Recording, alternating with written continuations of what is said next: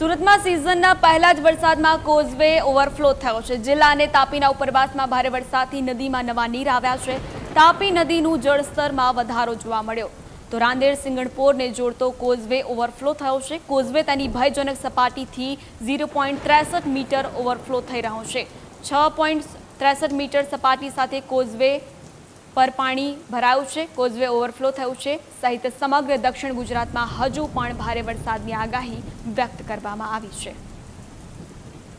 સંવાદદાતા અમિત આપણી સાથે જોડાઈ ચૂક્યા છે। અમિત, શું વધુ વિગત?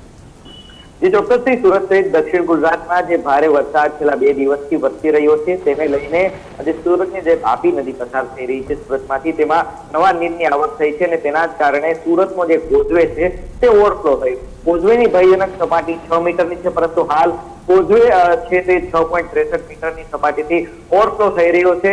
જોકે લોકોની સુરક્ષાને ધ્યાને લઈને આ કોઝવે છે તે બંધ કરી દેવામાં આવ્યો છે, તેથી કતારગામ અને જે રાંદેરને જોડતો આ જે કોઝવે હતો તે બંધ થતા લોકોને હવે ફરીને જવાનો વારો આવ્યો છે। તો બીજી તરફ કોઝવે ઓવરફ્લો થતા નયનરમ્ય દ્રશ્ય પણ સર્જાયા છે અને લોકો આ દ્રશ્ય જોવા માટે કોઝવે પર એકઠા પણ થઈ રહ્યા છે। જી અમિત, માહિતી બદલ આભાર।